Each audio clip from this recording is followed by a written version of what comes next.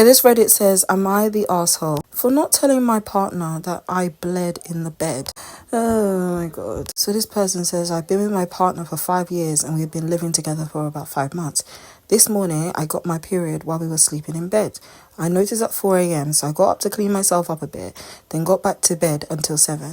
It was just a little bit that had gotten into the bed. Luckily, I caught it quick. When my partner got out of bed a few hours later, I pulled the sheets off the bed and put them in the washing machine right away. I then told him what happened. He was disgusted. He is upset that I didn't wake him to tell him I had bled in the bed. I told him it was just a tiny bit, and by the time I got back out of bed at 7, the few drops had dried. He thinks it's disgusting that I let him roll around in it. Am I the asshole for not waking him?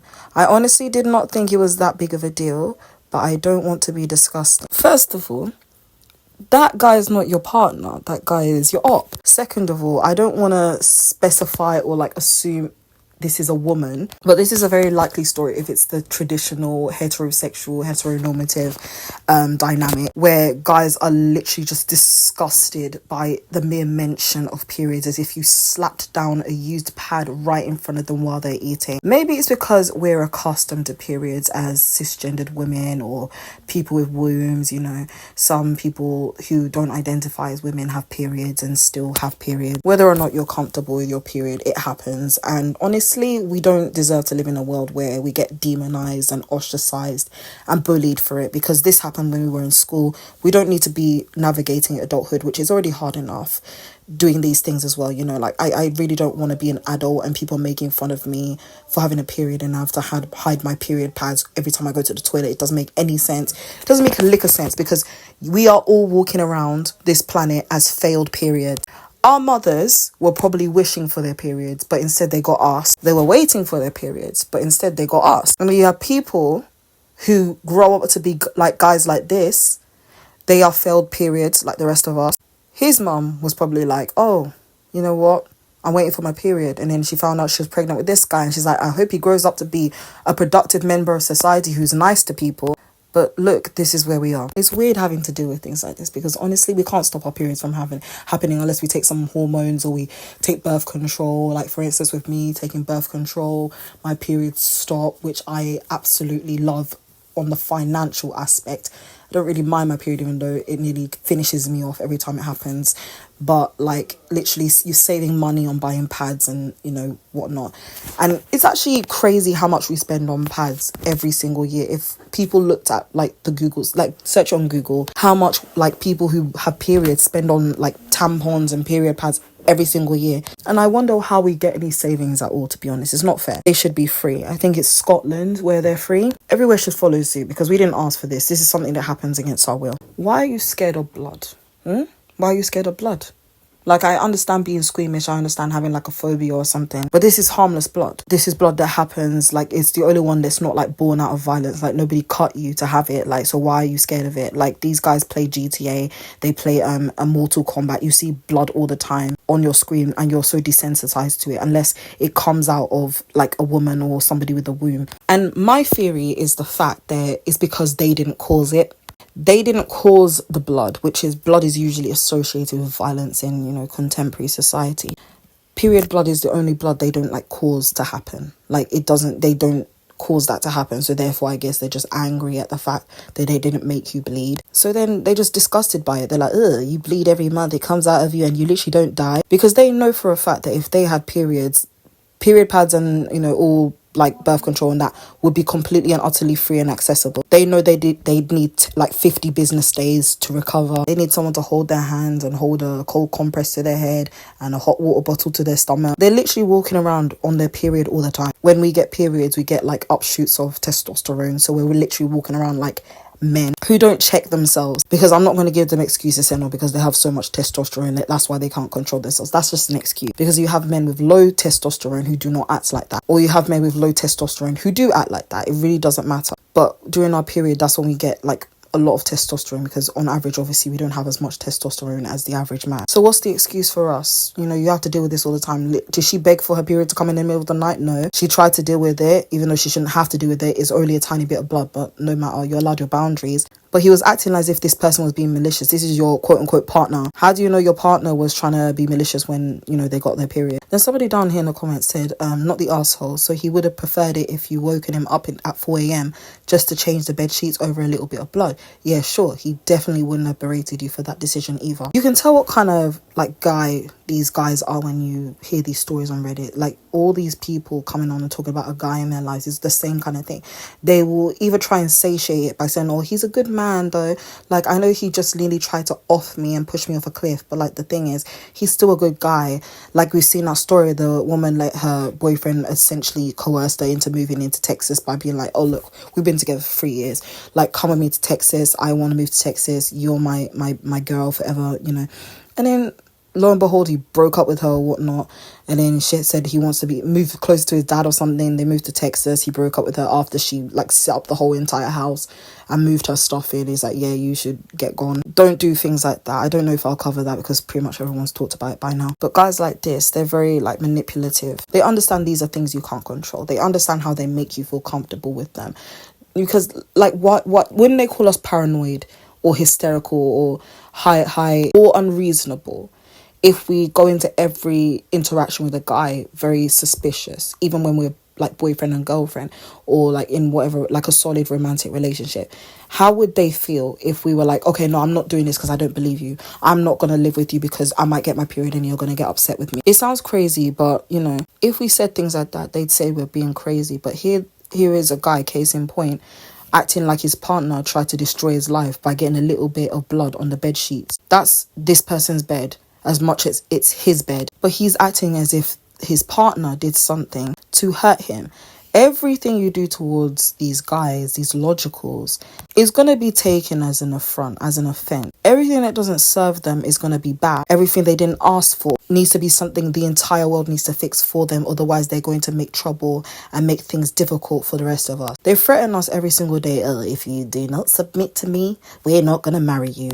As if that is the biggest issue that we have with them, getting married to them. As if that makes us shiver in our boots. As if it makes our timbers shiver. The worst thing possible that they can think of is something that is not for them. That's why they project their fantasies and their opinions onto every single thing that we do. And when they see a woman, they never like, oh, that's a beautiful woman. They're like, oh, I'd never ever have a baby with her. I'd never marry her. She's the woman I'd cheat with, blah, blah, blah. They say silly things like that and they wonder why we don't take them seriously. I understand why people call these guys stupid, but they're not stupid. They know what they're doing. It's bad enough we have to feel embarrassed by normal bodily functions that happen to us every month. Like, it's literally a body horror to a lot of us. I'm still not used to it 10 years plus. Now imagine having a partner who is disgusted by something that happens to you instead of being there for you. Let this serve as a reminder that you should never expect men to defend you, especially if you are a woman. Now I'm watching the Maths UK episode from yesterday. So when they're at this little salsa dancing thing or spa thing or whatever, they've split the couples in half. And I just finished watching the scene where Alex and Polly are having a go and at each other, and Sasha and Alex are having a go at each other. You have to understand about guys like Alex, and they're going to say that it's because he was raised by a single mom. But the thing is, you can either go one or two ways when you are a boy raised by a mum or you're close to your mum. You can either be that mummy's boy who will disrespect every other woman in his life, even the mum. And you can end up being very violent because you resent your mum for quote unquote chasing your dad away. Or you can turn out like Alex and you be kind to your mum. You'll be very close to your mum. In fact, your mum is your queen. But no woman you meet will be good enough for you because she's not like your mum. And even if you do manage to get a woman with you, she has to do everything you want. Otherwise, he will be very upset. And that's what he's doing with Holly. Holly has her fault, but I think she consents. And if you know anything about Alex, I suggest searching his name on this platform to find out what I'm talking about, because I'm not really going to talk about it here. But let's just say, even if you didn't find out before you watch the show, you'll probably conclude it for yourself. You can see signs, the way he triangulates and manipulates during when he argues. Alex, by the way, if you don't know who Alex is the one actually in front of Queen Sasha over there, the black guy down here on the left. And I love how Sasha was like, I'm not scared or I'm not intimidated by him. Because I know what people will say. Look, I know where we are, I know where we live, I know where I live. I live in England. Not particularly the best place when it comes to race relations, but it's better than, I'd say, quite a few Western countries. And I know what people will be saying. Look, And this is the thing, I'm not the person who likes to come to defense of black men. I'm not going to do that. This isn't the page for that. I'm not going to lie to you. Of course, there's the racism aspect, because I think even Polly was trying to say something quite nice about Alex before he just went off, because he likes to hear what he wants to hear. And if he doesn't hear what he wants to hear, he's just going to go dead weight. He's not going to listen to you, and he's going to think you're attacking him. Polly said something like, you act a way you feel like you need to act. If that wasn't an opportunity for you to like either start breaking down and crying and talking about how you put up with so much and you just want to be yourself, or if it wasn't a time to have an open conversation, I don't know a better time than that, to be honest. It's like you give people an olive branch and then they just whack it away because they don't want it. And that's why you shouldn't try again with people like that. He had no legs to stand on, really, especially because his own wife in the experiment won't even communicate with him. And I'm glad Polly and Sasha, even though Polly, I'm not the greatest fan of her. Like, there are problems with the way Polly has acted, obviously, but I don't think she's the worst person on the show. But it's good that Polly and Sasha actually called him out for his misogyny, because I know they wanted to say that word, but you know, sometimes things get cut out and then they won't say it, or like they'll just cut it out, or like, you know, they don't want to get attacked for suggesting that Alex may be misogynistic. And there's no maybe about it. I'll come out and say it. He is misogynistic. He would never pipe up to the guys. And when guys tell you that they never pop up, whenever you mention to them that you don't ever like argue with guys, you never mean to guys the way you are to women, and then when they come back at you and then they say, oh, it's because the guys never say anything. No, it's because they're scared of men. Ross can probably take it. In a fight, he could probably win. I don't know which out of the two of them would win, but it would be a fair fight at least. A lot of these guys are jacked, they're hinged. They'd probably be able, I don't think it's just muscles, there's probably mass there as well. They can take each other.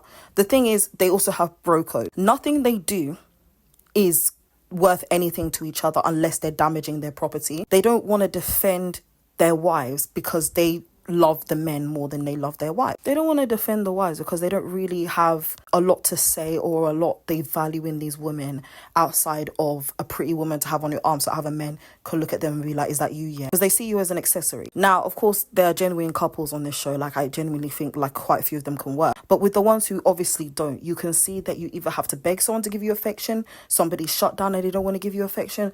And honestly, I don't think the show is as genuine and as possibly the earlier seasons were. Like, and that goes for most of these dating and marriage shows, to be honest. Like, for instance, with Love is Blind, season 1 was obviously more genuine than what we have now, but it's still entertaining, innit? I'm glad Sasha didn't back down. I'm glad that she held her own. I'm glad that they stopped talking when they finished getting what they had to say out. But sometimes when you talk to people like that, and it wasn't even a talk, it's argument. When you argue with people like that, and you can see the way Alex was smiling at her, smiling in her face after literally just insulting her and insulting her jewelry and her clothes and her lifestyle, that he just sat there and smiling. Do you know why? Because none of the guys spoke up. Don't ever count on guys to speak up. They will literally watch a woman get assaulted and they'll say absolutely nothing. Even really quote unquote nice guys like Kieran, for instance, they don't mind telling the girls and the women to shut up. You don't mind telling girls and women to shut up and stop speaking, because they know guys don't shut up. They know guys don't back down. They know guys like Alex are dangerous, and they know guys like Alex act the way they act because they get attention. If you feel like you need to stand up for yourself, stand up for yourself, because that's what these guys are doing. That's what the logicals are doing. So we as women, we also get to stand up for ourselves too. You get to point out these guys are misogynistic because that's what they are. You get to point out that they have no legs to stand on because that's what they don't have. You get to defend yourself. You get to speak up for yourself. You get to point out that they're being unfair towards you. I think most women and girls should watch shows like this, not to get advice from them, not to aspire to be like these people, but to learn what not to do. Because imagine meeting people like this in real life and you have to pretend as if it's equal sides, that these are the logicals that are suffering the same way we are. The logicals aren't suffering enough, clearly. Guys like Alec, abusers, criminals, they know they can do what they want and what they have been doing for ages. They know they can speak to women like this because they know other men won't do anything about it. And then they turn around and say, we're the protectors. You protect nothing. We don't need you for protection, clearly. Polly and Sasha were able to argue for themselves. They only stayed quiet because they knew they weren't getting anywhere. Because you see these guys, they don't even say nice things about their own marriages. They don't say the right things when it comes to their marriages. Or they don't say much when it comes to their marriages. But you could see the way Kieran was yelling at Polly, screaming her name as if she just fell off a cliff. Don't yell at her. They would never speak that loudly against Alex. Do you know why? Because these logicals in this society, they have the same kind of interest. They have the same common goal. And that's to ensure that women are always available for whatever abuse they want to inflict. Women are the easiest target. And I'm glad, and I'll say it again, Polly and Sasha were able to point out that he's very horrible to the women and speaks to them like crap, because that's how he speaks to his own wife. I don't know how he is with his mum, but he probably speaks to her like that when he's mad at her. Or if he doesn't, he's spoken to his past relationships like that, past girlfriend like that, and his mum will probably enable it, or she probably doesn't even know he acts like this. I wonder what she's thinking when she watches this. This was honestly disgusting. And you know what? Sasha takes kickboxing. She could probably take him, to be honest. She could probably win in a fight against him. These kind of guys, they're always threatened by women who can speak up for themselves. She had him shook. Polly had him shook. And that's why all he could do was smile. He's a clown.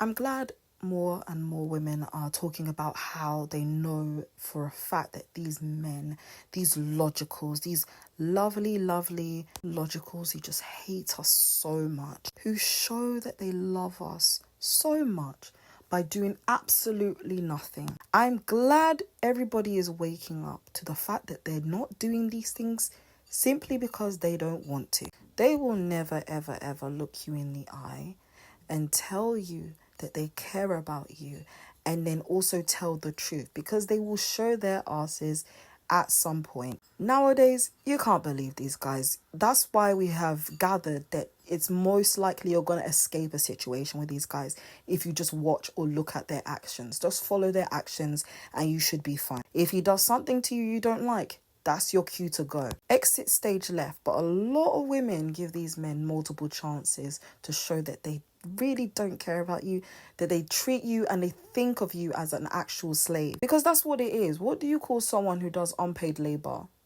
What do you call that? And then they're indentured to you. They're like tied to you legally, and you don't pay them, but they're doing all this work for you, and if they don't do it, you can punish them. What do you call that? You call that an enslaved person. And then these guys will get online and be like, oh, women think submission is slavery, because that's what it is. They'll say that housework is slavery, because that's what it is when I'm the only one doing it and I'm not getting paid. You don't have to be like those guys who give women large sums of money to show that they love them when they're their wives or girlfriends or whatnot, because we've heard stories of like guys getting married to these women and they pay them lots of money, they give them lots of money to show that they love them and they want to support them. You don't have to be that guy, obviously, and you don't have to want that. You don't have to not want that, I guess. But it's like, it's very funny how there's no in between with these guys. So that's why you have to look at their actions. When you say to a guy, I don't want to cook and clean 100% of the time, I want you to help out with that if we're going to be in a solid relationship.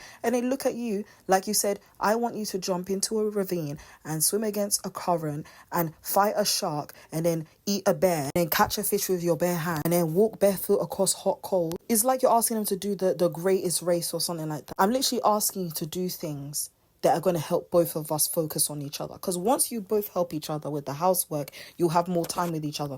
But do you know the reason why? Because he doesn't want you to have time for him, so he can complain that you have no time for him. He doesn't want to do anything so you can spend time together, because he doesn't like you and he doesn't want to spend time with you. He wants you to be running around doing everything, never have time to yourself, so you will never get the idea that you're supposed to leave him. If you'll have all the housework to do, all the dishes need to be done, and the kid is screaming and crying and he's not helping you, you have to do all of that, and then where is he?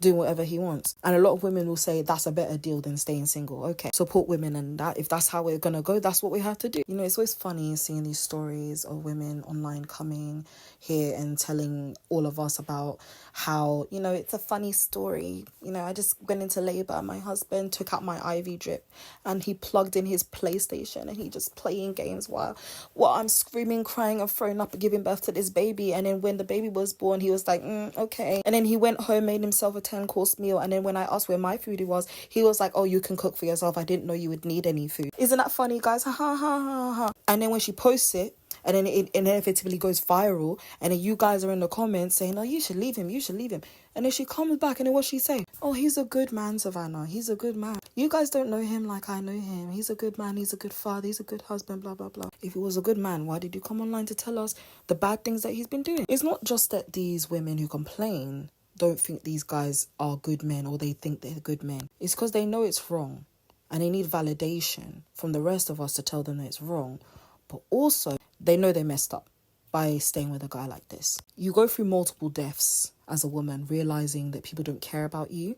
You go through another death when you realize you'll always be seen as a sex object or a sex symbol by most men. You won't get promotions unless you do something that you do not want to do, and that's why you have to move to another company. Your guy friends will always see you as a potential romantic partner, or quote unquote romance, as the men like to put it, even though it's not romance. You go through another death realizing that you have to decenter your parent, that you will always be seen as like a vessel. You'll be seen as a maid or an appliance. And you go through another death in this context, realizing that most of the guys you meet, even if that's your husband or your boyfriend that you're going to be in a relationship with, are going to see you this way, and they're going to be testing limits with you. He may take out the bin, but he's never going to do the washes. He might take out the bin, do the washes, and do the dishes, but he's never ever going to do the laundry. It'll be little things like that. I'd be like, oh, but you do the laundry so much better, and that's where weaponizing competence settles in. Like these women are talking about in here, they know these guys are pretending. They know these guys know what they want to do, but that is the most important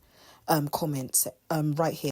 Kelly J Young here, the second comment, that is the most important one out of these 4 comments here. They just don't want to. That is literally it. In fact, not literally. That's just it. That's just it. They will tell us in those shortage of ways that women and men are different, and submission this, and dominate that. And then you ask them to explain, okay, if I wasn't born with a spatula in my hand, how come I'm biologically or inherently supposed to cook? And they would be able to answer you, say, oh, that's the way and things have always been. My mom could. No. Your mom obviously had to learn from somewhere, because she wasn't born having all the recipes in her head. Where did your mom learn these recipes? She'd had to learn it from her mom on average. She'd have to learn it on her mom. Most likely she'd have to learn it from her mom. How come all these recipes got passed down to these women, from these women to these women to these girls? It's a means of survival. Your grandfather didn't have to survive the way your grandmother did. If your grandmother did not make your grandfather's favorite meal, who knows what would have happened to her? We are so lucky to be born in a time where we literally do not have to do this. So if I were you, the moment a guy shows you that he's lazy, and these will be the same guys who say that we value them, that we women, apparently because they speak for us but we can't speak for them, we women, we value them based on useless information, or we value them because they're useful. We value usefulness in men. We want them to be doing things.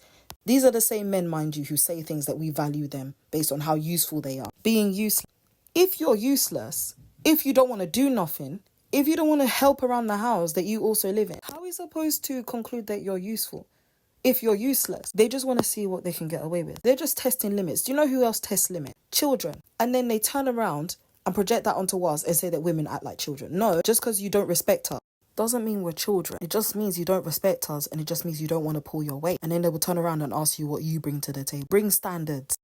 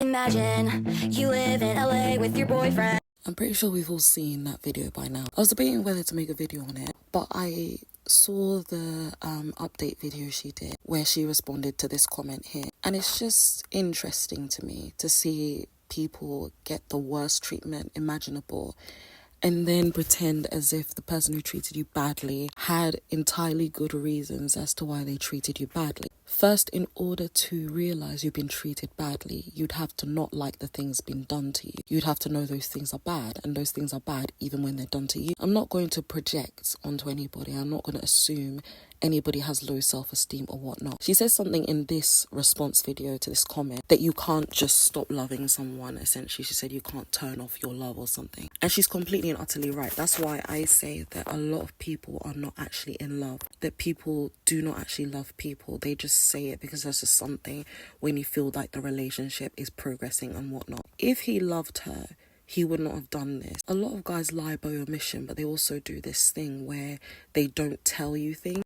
They'll be like, I'm going this place, and then you'll be like, I'm coming with you. And because they don't explicitly say they don't want you to come, when you move yourself over to an entirely different state with them, spend most of your money helping him move in, and you think you're going to have this great life together, and you're building furniture like Barbara the Builder. And just because he doesn't tell you he wants you to do that, doesn't mean he's not exploited you. It doesn't mean that he didn't benefit from what you've just done. A lot of these guys will ask you to make yourself small, but they will also allow you to make yourself small because they know the world will defend them when you do it. I don't know how many videos we're going to have to see of women actually just debasing themselves and spending all their money trying to help this guy do things just because they've been together for some time. They were together 3 years. He knew he didn't want to marry you.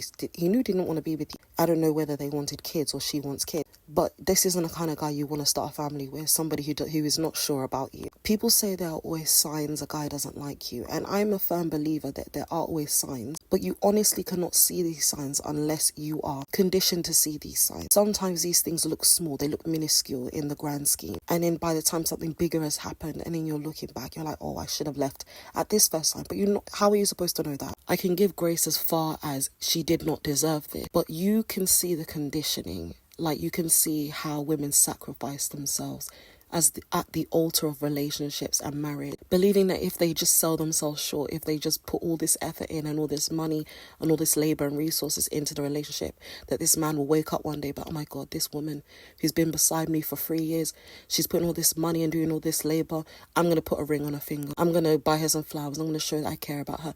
They will never wake up from a sleep they're enjoying. They'll never tell you that they don't need you.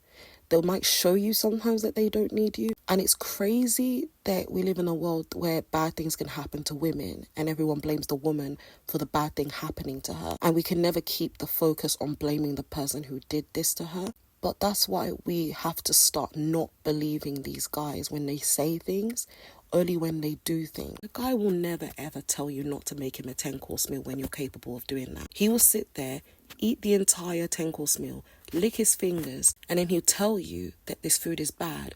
Or he'll get up and then he'll go and eat a 10-course meal from another woman, and you're like, I thought my 10-course meal was special to you. I thought my 10-course meal was something that you held dear to yourself. And then he'll look at you and say, I never said that though.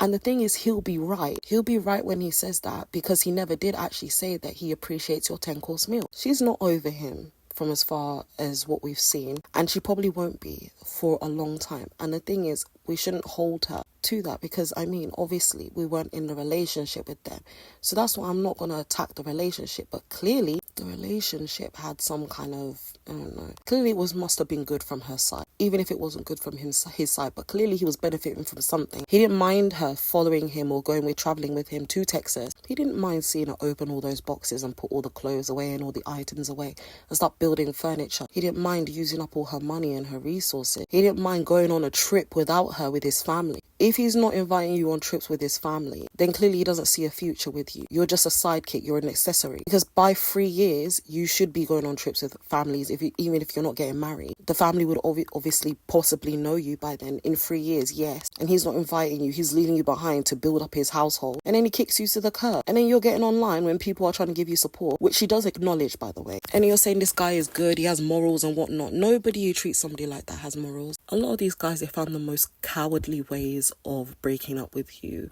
they will give you a note. Like in this context, he wrote her a note, and he has terrible handwriting, by the way. They'll break up over text, they'll break off maybe over call, I don't know, or they'll get someone else to do it. They'll ghost you, they'll just leave you behind, they won't say anything, and you'll never hear from them again. And then they're saying they're logical and they're providers and protectors. The number one thing you know about someone who is a leader, somebody who's a protector and provider, knows how to hold themselves accountable, knows how to acknowledge the people who helped him get where he is. Because if you trust someone to lead you, obviously trust is the main component. If you trust someone to be in a relationship with you, you're trusting them with your heart, you're trusting them with your body and your mind and your soul. And it goes both ways, especially if you're not in a submissive, dominant relationship like a lot of these men want to be in, as if we're dogs. I'm pretty sure most women who've watched this are like, yeah. If you're single, you're probably like, yeah, I made the right choice. If you left a guy who showed signs like this, if you left a guy who treated you badly, you're probably like, yeah, I made the right choice. But there are going to be women who watch these videos and still be like, oh, it won't happen to me though. This lady had a lot of things going on for her. She quit her improv group. And look, I'm not a fan of improv. I've never been to a show. But people who do improv, that's pretty much something that they really love. So I don't know why somebody who claims to love you or ever loved you would be okay with you quitting something that would probably propel you to stardom one day. Something that's close to you. I'm pretty sure she would have been friends with the people in an improv group. And she could have probably supported herself too. Like, imagine if she didn't follow him. She had all her savings, her resources still. She would have probably been able to live by herself, support herself, pay all her bills. And this is going back to this quote-unquote male loneliness epidemic we have going on, apparently, even though I'm not seeing much of it. In fact, let me not lie, I'm not seeing it at all. These men, they are earning more than us, but they are taking less hours at work. They're being bums, they're being bad bees without being bad. They're being passenger princes. They're waiting for you to pay on the first date. They're waiting for you to pay all the bills. They're waiting for you to support them and protect them and provide for them. What are they bringing to the relationship? Just stress and trouble. And then you're spending your money to take care of him like a child? Is he your baby? And she said here, look, I didn't intentionally screenshot this part, but she's saying down here that we committed to a future together. No, you committed. I feel like a lot of women, we like do this thing where we will be with a guy, maybe even for a week. We'll be like in a dating stage with them. And you'll be thinking about how many kids you're going to have together, what kind of house you're going to live in, introducing him to your family. Girl, slow down. And fast forward 3 years, this guy is still keeping you in the same loop. He's still keeping you at arm's length. You're still in the same place you were 3 years ago. Because if you weren't, this wouldn't have happened. I think she's just in shock, to be honest with you, in this video, because she posted it, and I'm glad that she made a little song about it. I think we need to find very healthy ways of expressing our grief and our shock and our sadness like this woman did here. But even with that song as an outlet, she's still very much in shock, you can tell, because she's trying to convince herself that that guy broke up with her for a good reason, or that it was a mutual decision. It was a mutual, girl. She's saying that, oh, I should have handed the note back to him and we'll sit there and talk about it. Guys know how to talk about a lot of things, but they will never talk about something they don't want to talk about. For instance, my ex, he was not a talker. Like, he never wanted to talk about anything to do with me. But if I mentioned football once, watch that guy go. He would talk and talk and talk and talk all day about football. But when it came to talking about me or about things that actually mattered, that guy would have one word responses. And I stayed with that girl for how many months? Like 7 months of my life. Why did I do that? Because I was 19. 19 is a very weird age for women, but this woman here is not 19. When does it end? And when do we start realizing that these guys will take us for idiot? These guys will take us for a ride. These guys will take advantage of us until we have nothing left. Because they see you, yourself, as a resource. He was getting free labor. They were probably intimate with each other in different ways. He has all of that for free, and you gave him money on top of that. You helped him move. Are you saying that he has morals? He does not have morals. He's an exploiter. That was manipulative what he did as well. He probably went on that family vacation and they were like, oh, is that woman still with you? We never liked her. Or they might have been like, when are you going to marry that girl? Oh, she's so nice. And then he finally realized, oh, we're not compatible. He talks to probably a few men in his family and they're like, if you're not marrying her, then she's not for you. And now you have outstayed your welcome. Your expiry date to them has come. And now you're moving back in with your mum. Well, he's living la bonita vida on your dinero. I'll never make fun of a woman's pain or make fun of her for crying. But stand up, dry your tears. Pick yourself up, because no one's coming to save you. And stop waiting for a guy who hurt you to try and realize why he hurt you or that he hurt you. He doesn't care and he's enjoying the exposure. As a woman, my advice to you is to be wicked. Be wicked and never feel bad for being wicked. be evil, be standoffish, hold your standards and your boundaries close to your chest, and don't ever forget them. Because the moment you let your guard down, that's the moment they'll strike and take advantage of them. They don't deserve your money, your time, or your presence. Imagine if we invested all that energy into ourselves. We'd be so much better off, honestly. I never want to see someone like Marissa cry again because that broke me. It was very sad seeing her cry, but this is to be expected when you put getting married above a lot of things. This guy was clearly not good for her. This guy is clearly disrespectful. He did not want to wrap up. He really was trying to imply that the problem with her is that she's too high energy. You've been with her for like a month now. If she was really high energy, the moment you would have met her, because I met high energy since the moment he started talking to her. So I really don't understand where it is. A lot of guys who say things or like make excuses like what Ramses did, they're just being cowardly and they just want to run away from the relationship. She basically had to conclude for him that he didn't want to get married to her. He's the one who brought it up. She said she's blindsided. So that means he's the one with the problem and he couldn't even bring it out and say it. A lot of guys will tell you that the reason why they ghost you instead of telling you what's wrong and that they want to break up is because they don't want to hurt us. It's a lie. They don't care. Because they know that going away with no explanation will hurt you more, 10 times more than an explanation would. And we as women have deluded ourselves into believing closure is not something that we need. You can need closure, you can want closure, it's fine, but me personally, I don't want or need closure. Like, I really don't care. I feel like ghosting and stuff and trying to coward your way out of a relationship is response enough. I think that tells me enough. But there are women who want answers and I feel like you should be able to get them, especially when a guy has deluded you into thinking that you want to be in a relationship with him. All this time, even before they signed did the marriage license or applied for the marriage license, he had every opportunity to tell her he was not ready. He waited until the last possible minute after he met her family. After they've entwined their lives, after they've connected everything, they've connected all the dots, they've had all these discussions, and she still wanted to marry him despite all the military stuff, all the birth control talks that they've had, all the having to remind him to do things and like trying to find out whether he still likes her or even still likes her, let alone love her, checking in almost every single time we see them interact, whether he still wants to get married. And all the time she has asked him, he said, yeah, it doesn't mean I don't want to marry you. Oh, I always love you. I love the kind of person you are, blah, blah, blah. I understand his plight and everything, but it's just like even the guys who suffer, that's why we don't see women in suffering the same way we see men in suffering, because this is the way they portray their suffering. This is what they do with their suffering. He tried to make her seem like a bad person or a weird person for having so much pride in being in the military, even though it was a large part of her life. And then suddenly he will probably cheat on her if she gets pregnant, and he demands sex all the time, like he has a sex addiction. I don't know, maybe the first wife was tired out. Maybe that's why they got divorced, because she's out of this guy. He likes to get on too much. We'll never know. I hated seeing her cry, and when she said mum, it hurt so much when she called her mum. That absolutely almost broke me. I hate seeing people like that, especially women. And if you don't ever want to be like that, please, please, please descend to marriage, especially marriage to the wrong person. Because how can you want to be married that much that you're crying over a guy who is clearly not good for you? He made you have to say he doesn't want to get married to you. You're the one who wanted to get married, not him. And he's trying to make it seem like you were forcing him to get married. He needs a serving of lashings, honestly. Now, I knew these two, there was actually a point with these two that I thought they were going to be the ones who got married because of all the problems that happened with the other couple. I was like, there's a problem when you think Nikki D and Hannah were going to get married.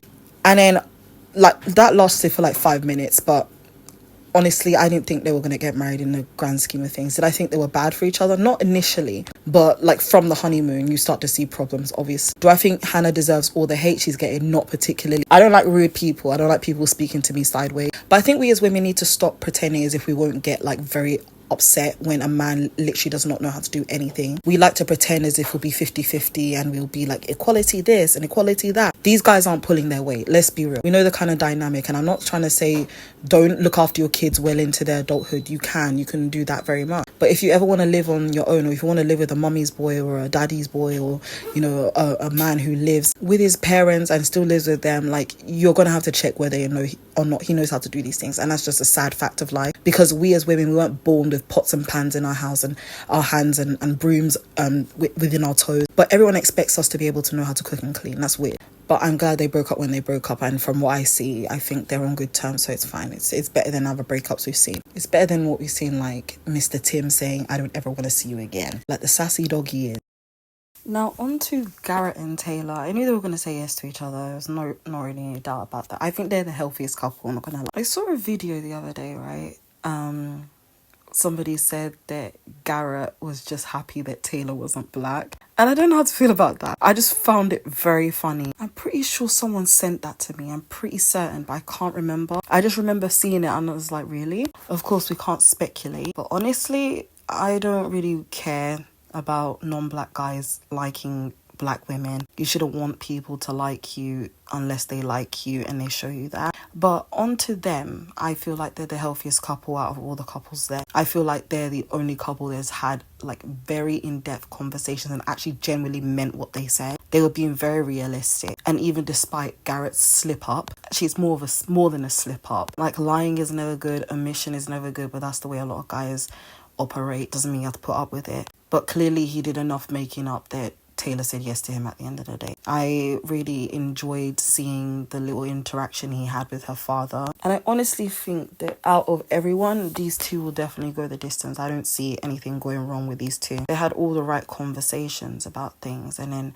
they settled on timeline. I think timelines are very important when it comes to relationships, especially if you claim to want to be in long-term relationships. You don't have to wait till you're in your late 20s or your early 30s or late 30s to start prioritizing timelines and saying what you want. I think we give these ideas to guys and say, oh, I want kids by this time, hoping that they will agree with you. But the thing is with guys, they can literally do what they want when they want. Not because they're supposed to or not because they should, but because they want to. That's it. They know they're not supposed to be having kids in their late 40s and their 50s and 60s. But they do it anyway because they have to keep up with the lie that women can't have kids past 25. I'm glad kids were a very big discussion, very big topic of discussion this season. And that brings me to Mr. Tyler and Miss Ashley. Look, I don't know if anybody out there honestly did not think that these two would get married. Like, it was so obvious from the get-go, so obvious. This woman wants to be married, okay? She's beautiful, she's intelligent, like she's got everything going. And then you have him. Behind her, there's always a him. And it's just like, how did you get here, girl? How did you get here? How did this happen? But if you like it, I can ignore it. I'm going to stop saying that I love it because I don't love it. I'm not going to lie to you. I knew they were going to get married. I knew even before people were saying I have spoilers. I'm like, I don't need the spoilers because I already know they're going to get married. There's no reason, especially when it comes to being a black woman.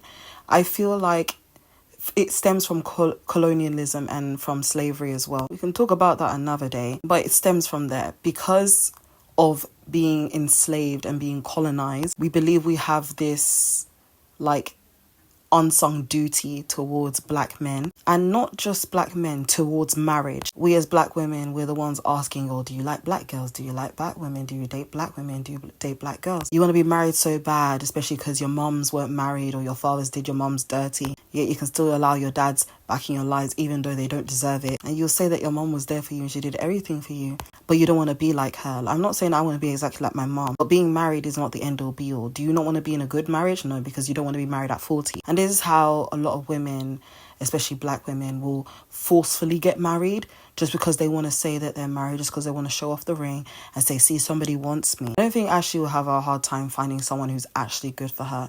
But right now she's with Tyler. I wouldn't want to be with somebody who hid being a sperm donor, whatever the hell's going on. We all have the information by now, so I don't care. But the thing is, if you're going to admit something like that, because it's a lie, it's all a lie, because you have pictures with you and those kids interacting, so they know what you look like. They know who you are. He looked her in the eye and said, I don't think so. When she asked, do they know you or do they know what you look like? I don't think so. Kids don't have that bad of a memory, you know. And then that's why he was always talking about, oh, you know, we should have 3-4 kids. You already have like 3-4 kids, don't you? So you want to be like the Von Trapps. So all that talk aside, it doesn't matter. I knew they were going to get married anyway. Do I think they're going to last? Probably yes. Yes, most likely. Because this is just a emulation of the majority. And I'm being harsh when I say this, but it's the majority of couples in the black community, not going to lie. These are the kind of couples that stay together for convenience, to save face. And in reality, we don't really want to knock people. But Ashley and some of the other women, they gave the game away in the very first episode, saying that they quit jobs like Hannah to be on the show. They don't want to be like their moms, like Alex, saying that, oh, she wants to be married. And if her mom was married, then maybe she wouldn't have been abandoned by her boyfriend. This is very toxic mindset, to be honest. Do you not think you're better than that? It always leaves a bad taste in my mouth when I hear things like that. So if I'm not married, I'm not valid. Despite the crap that my mom goes through, I should want to be like her because she's married. And it's bad that I don't want to suffer and be lied to. I'll think about that. I decided to make a video on Marissa because I read a little interview that she did recently pertaining to her and Ramsey's relationship, and I just want to talk about a few things. In no way, shape or form should we be attacking women for eventually realizing that a man wasn't good for them, but it is okay to point out where people went wrong. And if you're like Marissa, she also pointed out where she went wrong. When you're in a relationship with people, when you are in a romantic relationship, a lot of the time we have rose-colored tinted glasses, and then there might be people like some of us who like see things for what they are in a relationship. Like, I've always been that way, but at the same time there have been mistakes I've made before, and I'm not gonna be on here trying to slander people for that, but it's really, really annoying seeing that women are still in the idea that if you're in your 30s, you need to get married now. And if you're in a relationship, you need to work at it now. Otherwise, you're not going to have another opportunity to be in a relationship with a guy who's maybe slightly better than the guy you're with now. We're willing to overlook a lot of things when it comes to our standards. We're willing to overlook a lot of things when it comes to our boundaries because we want to be married, because we want to be in a relationship with a man. And if we don't do these things, we know for a fact that these men will leave or they won't give us the energy we know we deserve. So we make ourselves small. She was in the military. Whatever you might think about the military, it was a large part of her life.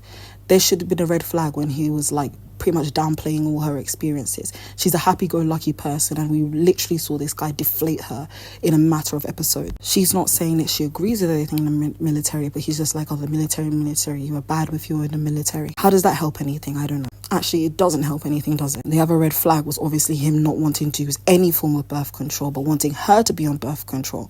But she, like a lot of black people, to be honest, are either like anemic, we have iron deficiencies. I have an iron deficiency. I get tired all the time. Even at work, I'll be dozing off, even though I don't work in a place where you can be sleeping. I can't remember exactly what she said in the show, but she has something that will pretty much, it will be terrible for her hormonally and stuff like that if she takes these birth controls that most of them have hormones in them. It's not going to be good for you if you take things that are not good for your body. And if somebody is trying to either coerce you or leave you with the decision to take something that's bad for you or taking risks, they don't care about you. Because he, without even having to really say it, was trying to imply that if Marissa got pregnant by him, he would leave because he's not ready to be a father. In no shortage of ways, he was expressing to her that he's willing to leave her with a matter of problems. He doesn't mind transferring things to her, projecting onto her because he has problems within himself, and he's trying to make it seem that it's her that is the problem. It is her energy that is the problem. You met Marissa in the pods, you met her outside of the pods. You saw that she was the same the entire time. Since the moment you started speaking to her, she was high energy. But now it's a problem because you know you don't want to get married, and she had to pry it out of him. And that leads me to what she said in the interview. They asked her actually like what actually happened, because obviously the cameras will not show us everything that happened. So not only did they actually have a conversation before that scene we saw, she has been asking him. Her mum has been telling him, if you're not ready, if you're not sure, please let us know. Let her know and do not hurt her. But a lot of these men will still take that route of trying to hurt you, to try and omit and keep information, like vital information, from you, just so they don't have to be the quote-unquote bad guy. I don't know why guys can't get into their thick heads that this makes you look 10 times worse than it would have made you if you actually told the truth. Like I mentioned in my video yesterday about them, guys like to do this thing where they ghost you or they stop talking to you and just stop giving you the energy they were giving you before because they're cowardly and they're quote-unquote afraid to tell you how they really feel, because they either think you're going to use it against them or it's going to make them look like the bad guy. They don't care about you crying. They say they don't want to upset you. It upset me that you lie. They don't care about lying. They lie all the time. The thing is, a lot of guys will shut down or they'll give their energy to someone else because they don't care about you. That's it. He never wanted to marry her. He's just taking it for as far as it can go. He was willing to take it all the way to the altar without actually telling her that he did not want to go through the wedding. He sat there with her and he signed the marriage license with her. They put all their information there. I'm pretty sure it takes a good like half an hour to put all your information on like a marriage license, like applying to be married, and giving all the information whether you've been married before. He was talking about his marriage, and then he said something about like he understands why his ex left him or something like that, or he was saying that he understands how he must have made his ex feel, and then he said, is love enough? And this, I think I'm understanding now why people say love isn't enough to sustain a relationship. But I still don't understand the kind of mindset where people are saying you have to choose to love someone every day. I don't believe that. You either love someone or you don't. That's the reason why a lot of women are willing to sacrifice themselves, because they actually do genuinely love these men. The men don't genuinely love them too, though.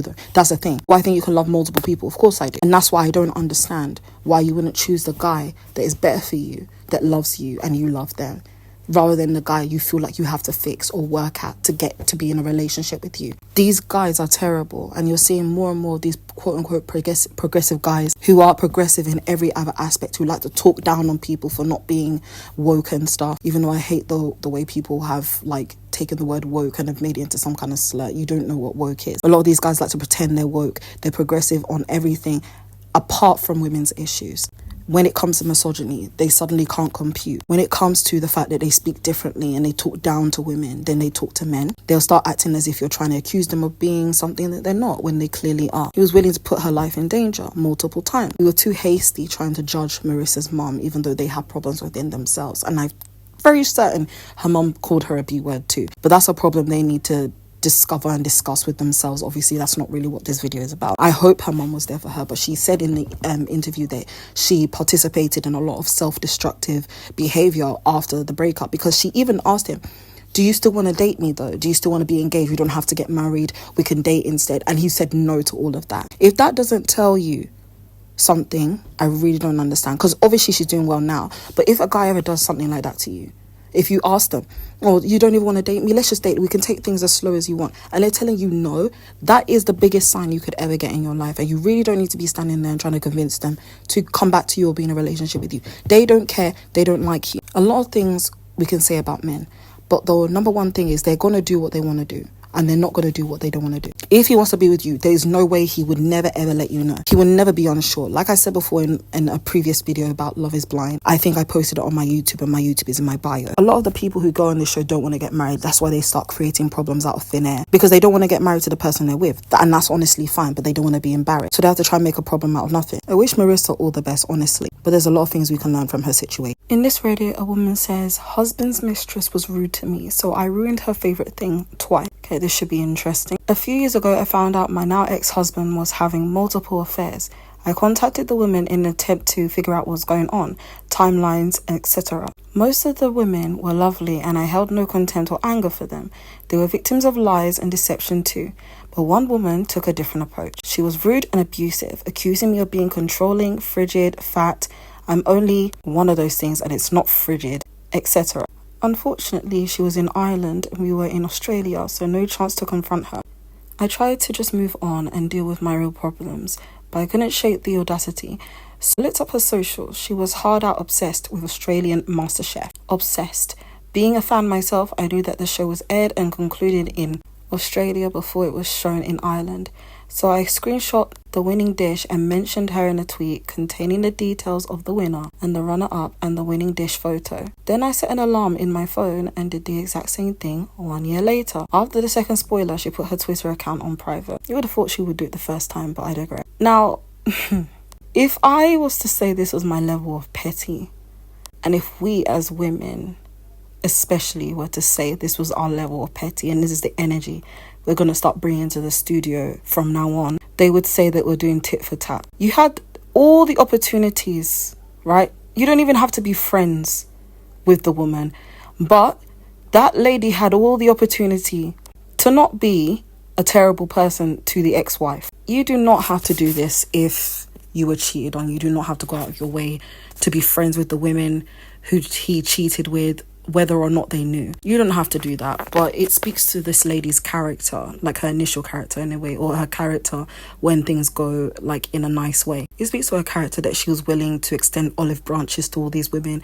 And you know, from what I can imply from here there was more than at least maybe 5 women. And it's just crazy how these guys, right, will not be able to wash their dishes. They manage to eat whatever's on the dishes, but then when they put the dishes in a sink, they don't think that they need to wash them. Yeah, the wife had the baby, but you have to feed it now. You have to change a diaper. Yeah, we live in this big house. We have to pay the bills though.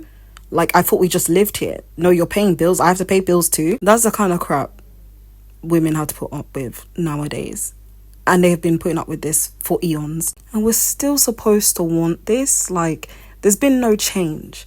This is something multiple women have dealt with when it comes to men. And then there's always that one woman who thinks she's better than the wife, that one woman who thinks she's better than everybody else.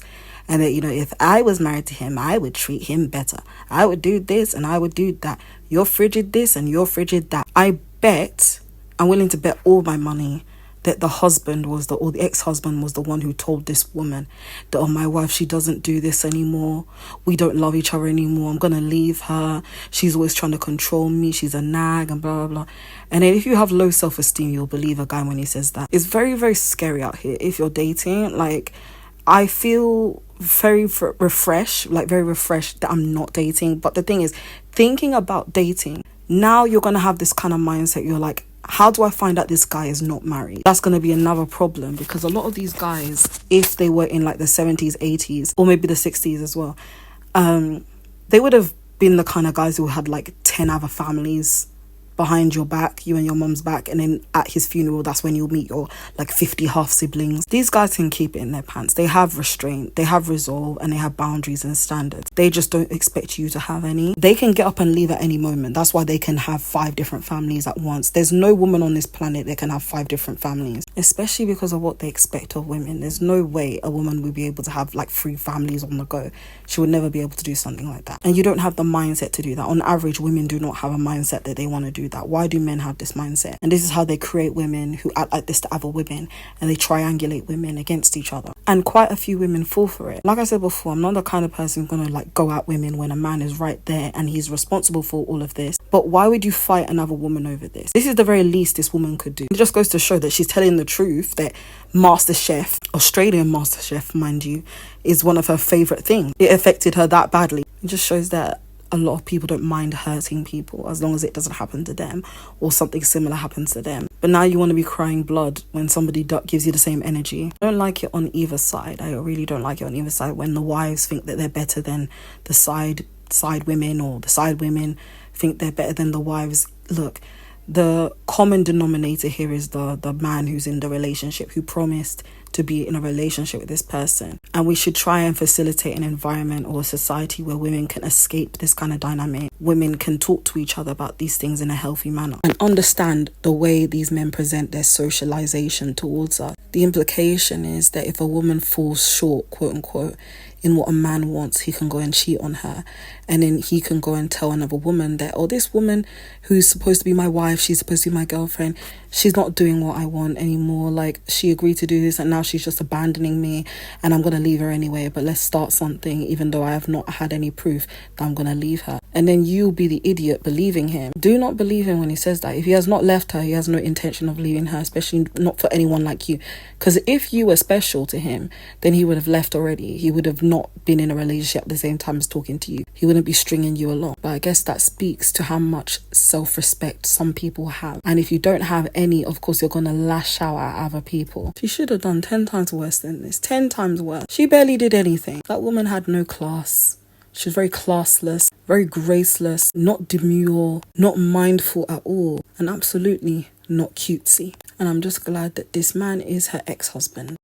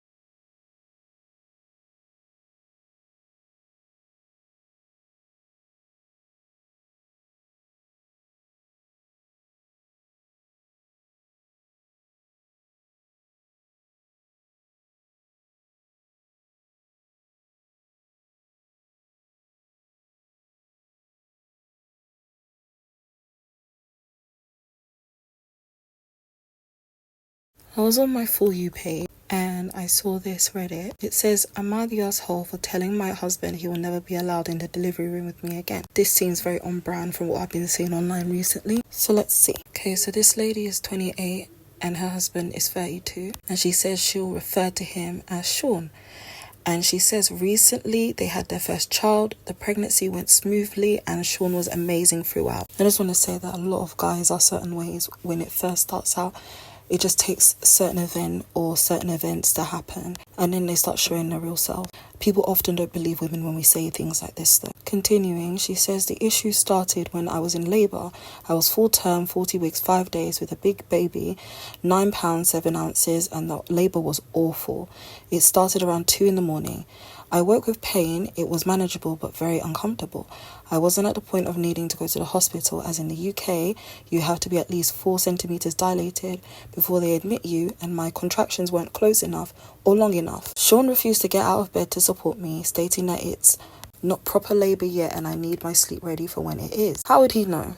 Is he pregnant? She says she went downstairs and things quickly progressed. Now I was in absolute agony and trying to shout up to him to come downstairs.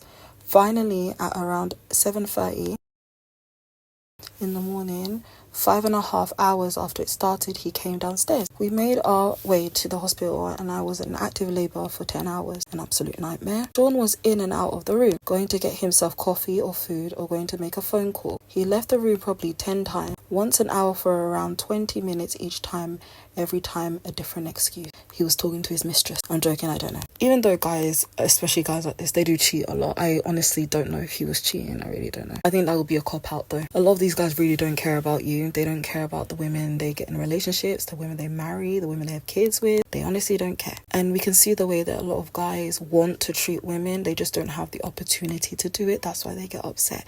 I saw a tweet earlier in the day that said it's not a loneliness epidemic for men. It's an anger epidemic for them. And that's true. It's a good way of putting it because they are very angry. They're very pissy about it. Very pissy about the fact that not all women want to be married and have kids. Not all women want to be married and have kids by the time they're 25. They don't want to be married at all. Sometimes they don't want to have kids. Sometimes they don't want to work. And sometimes men pay for things. That's why they're mad at OnlyFans models and women who are in sex work, because men are paying them for things. They don't want women to work, but they also don't want women to be coasting, quote unquote, coasting on their dollar, even though they don't have money. And then the women who do take pity on these men and get married to them and have kids are treated like this. And then the rest of us are apparently supposed to be jealous of being treated like this. I'm finding it hard to follow. The rest of the post says, the worst part comes next. I delivered my beautiful baby boy. Luckily, Sean was in the room. I tore pretty badly and needed stitches. Sean said to the male doctor who was stitching me up, do you think you could add a couple more stitches for me, mate?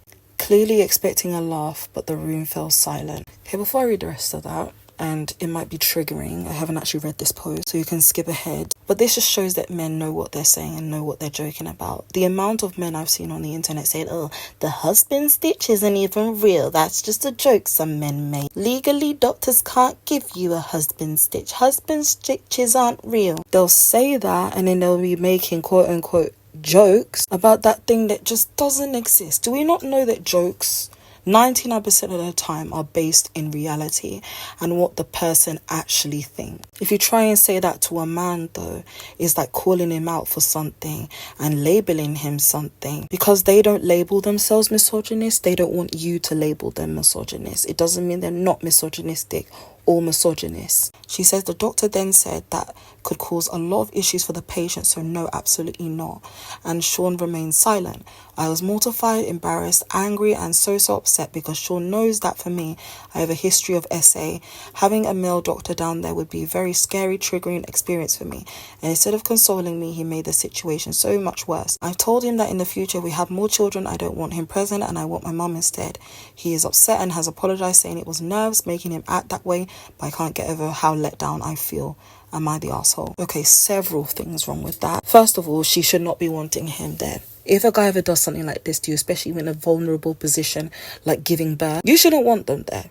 They've disrespected you, disrespected the space and the boundaries that you have. A lot of men are trying to say, especially nowadays, that abortion rights are something that we're talking about a lot. That giving birth, childbirth, pregnancy is not that deep. It's not traumatic at all. It's not a body horror to some women. Women get pregnant all the time. Women give birth all the time. So therefore, all the women who have died and have suffered from these things are not valid because they weren't real women. They weren't strong women. If you don't allow a man to deposit his sperm inside of you and take 100% of the responsibility for what he decided to do as well, then apparently you are not a good woman. Apparently you're not a strong woman. You're not a valid woman if you're not willing to put up with the crap that the patriarchy has sold a lot of people. This is how women are disrespected, and because no one supports women, this is how they stay in these positions. They stay in these relationships. She hasn't mentioned having a bad relationship with her family. In fact, she even wants her mother there the next time they have a kid, if they have a kid. But instead of asking her family to help get her out of that situation, she wants her mum there instead. I hope her mum tells her that that's not normal. I'm not saying everyone should want their partner there in the delivery room with them, but personally I wouldn't marry a man that I wouldn't want there with me, who I know I couldn't trust in there, who's gonna unplug somebody's IV and then plug in his PlayStation 4 and start playing up a storm while I'm screaming my head off giving birth to a child we created together. Are you bloody joking me? And this is why a lot of women aren't telling men any kind of trauma, any kind of history of SA they've been through. They will turn around and mock you for it. They will turn around and use against you, and they project that onto the vast majority of women and say that we mock them for their feeling. There's a difference between mocking someone, quote unquote, for their feelings as opposed to actually using someone's assault against them. Women are not doing that to men. They know the things that hurt us as a collective, but the reason why they try and paint the idea that they want to be with one woman is so they can relegate most of their abuse to one woman. All these non-black men or white men who say they don't want immigration, it's not because they care about non-white men hurting white women. It's because they want to be the ones hurting white women. They want to be the ones primarily hurting white women, and then they can go to other countries and hurt non-white women. A lot of these men, they don't want to protect women. They want to abuse women. And they have wives, they get girlfriends, and they make sure that they get these women pregnant so they can relegate the abuse to one woman and the kids when the kids come off certain ages. Because there's a certain time kids start to remember things from their childhood. A lot of women are reluctant to tell men. A lot of women are reluctant to tell men their traumas because of this reason exactly. I sent the post to a few women earlier, and there's a woman who's made a TikTok about how there are women in hospitals who are being used by their husbands for certain things, especially when they're sick or in late stages of cancer or they've just given birth.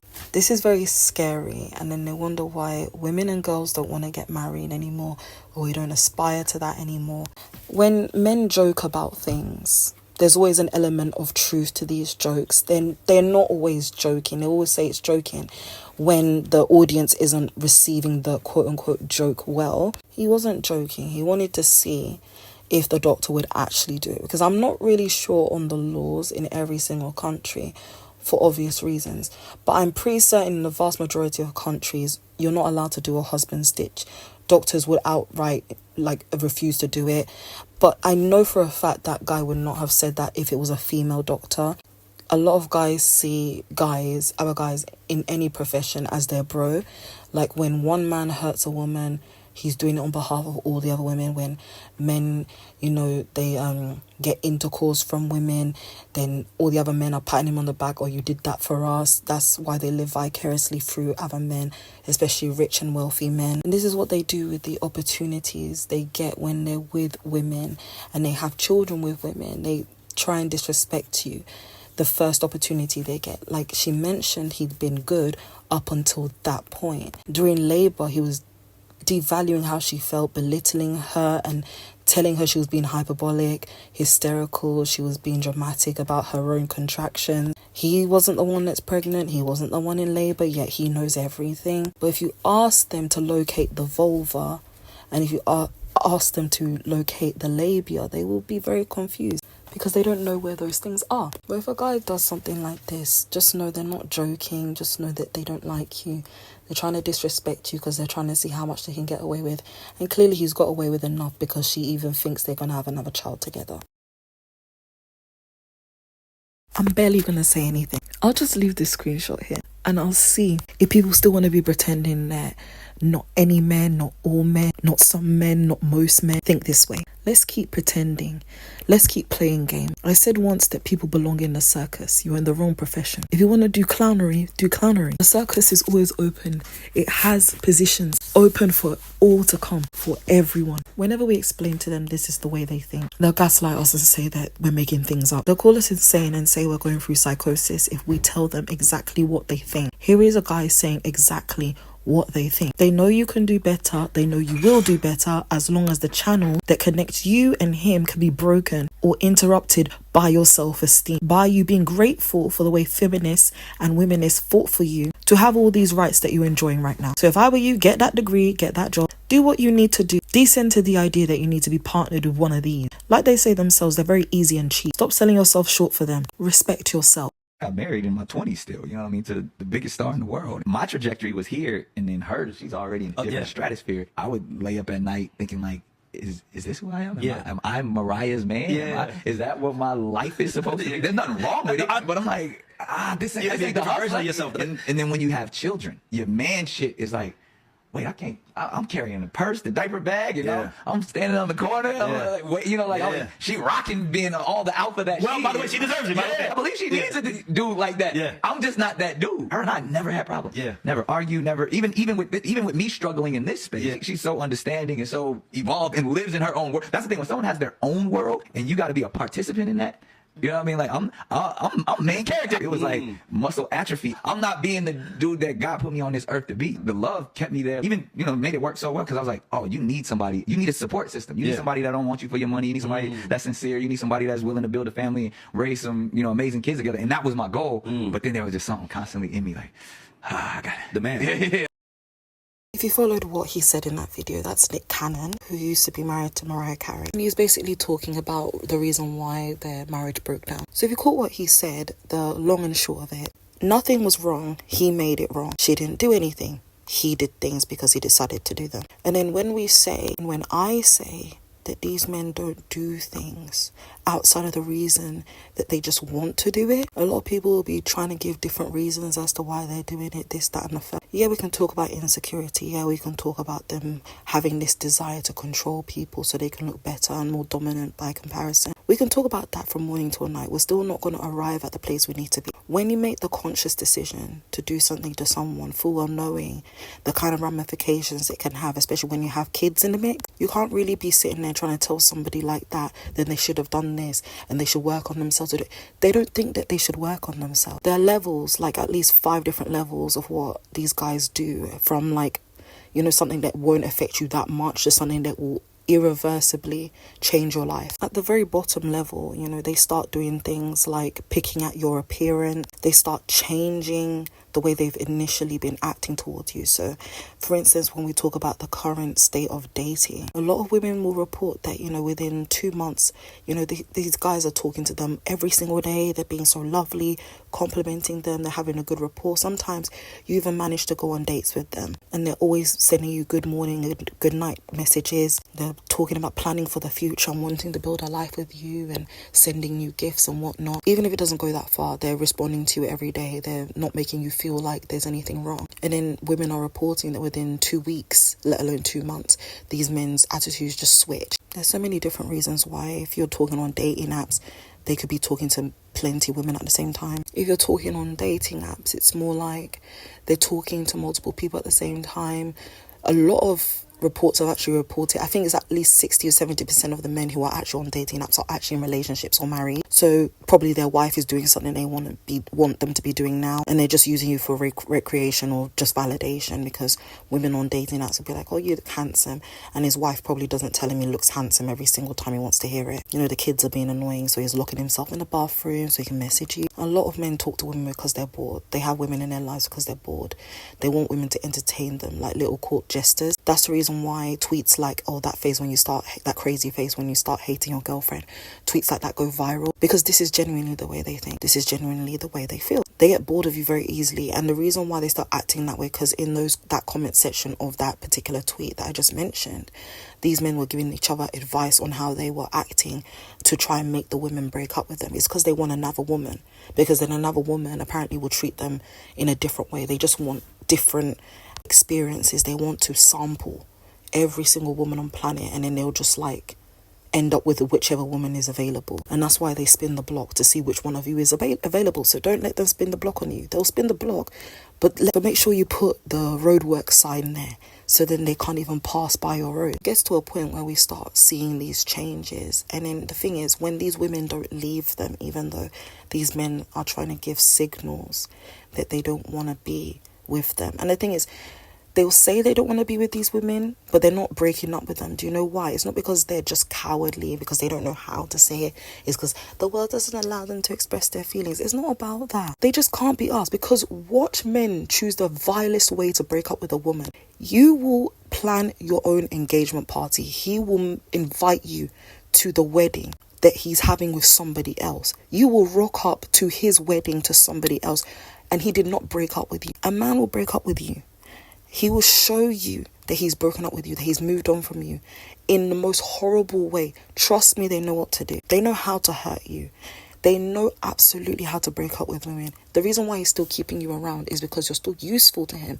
Even when you've out-used your purpose, or you've outsold your purpose, or however they say it, they'll still hang around because they're still getting sex out of you. Even if you stop having sex, you're still cooking and cleaning. You're giving them a place to live. It's things like that. There's always a reason why they're sticking around. And even if there's no reason, for any reason, there's no reason, even though that's highly unlikely. When they start messaging new women, they'll be telling her, oh, she doesn't do this, I'm basically stuck in this loveless marriage and blah, blah, blah.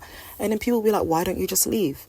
You can't leave. What if he doesn't find somebody? What if that woman he's talking to, it doesn't work out with her? And that leads me to level 2 of what happens. They'll start picking at you.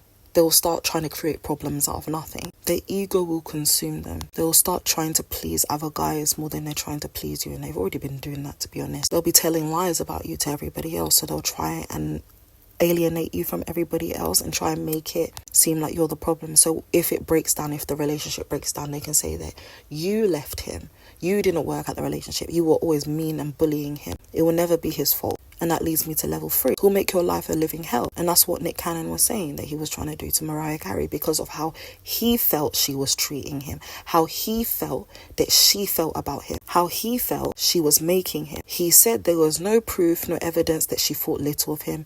They would never argue. They would never have any disagreement. She absolutely adored him. She would always be there for him. He's the one who turned everything upside down. This is where Darvo comes in, all the manipulation. And this is where you actually start to feel something, because this is why we should take men's actions as actions. And when women are trying to advise you that we should believe men, don't think that these women want to fight you. We are literally trying to help you. Because these men mock us to each other. They laugh about us to each other about how we believed them. Oh, look at this foolish woman, she's still staying with me. That's how they honestly feel about you. And that leads to level 4. If they don't stalk you after you leave them, like Nick Cannon is low-key just talking about her all the time, like she has not mentioned him. He talks about her constantly. He doesn't even mention their kids that they have together. Level 4 leads into the desires to cheat. They're trying to ruin your groove, trying to ruin opportunities for you so that you can't leave. So they can be the one that does the leaving. They can be the one who does the cheating. They can throw everything up into the air. You don't get to do that. They have to be the one to do that. And that is the ego speaking. But at this point, the ego is something much worse. It's also entitlement, because once men sleep with you, they believe they own you. Once men are with you, they believe they own you. They believe they call it responsibility. It's not responsibility. When men say they're the head of the household, they don't see themselves as responsible for you. They see you as mini versions of them. So if their daughter gets pregnant, they'll be like, this is embarrassing for me. They're not thinking about how this daughter got pregnant, whether she was abused or not. When the wife, she goes out and starts a business, she started making all the money. He doesn't see that as something that can be beneficial to his family. He sees that as, she's emasculating me. And that's what Nick Cannon said. He said he felt emasculated by Mariah Carey for literally being Mariah Carey. We can have our problems with the lady, but he himself says she did nothing. She's been Mariah Carey. She's been singing for years and years, for decades. And then it's when he married her that he decided that there was a problem with that. Because these men like to say they'll marry nobody women, that they will marry women who don't make anything, who are broke, who are not famous, who have nothing. Of course you would, because women are pretty, because women cook and clean, because women can give birth to babies. Women can always give you something, and that is the problem. They try to compare ourselves to them. We are not the same. I'm not just going to say women are better. Women have always given something to society. Men will be like, we're not doing this if women don't do that. And that's what they've been doing. And then women are like, okay, cool. It's the equivalent of your toddler saying they're going to leave the house, they're going to run away. You give them an opportunity. Okay, run away now. And they're like, oh, it's scary out there. Oh, is it? And that leads to level 5. This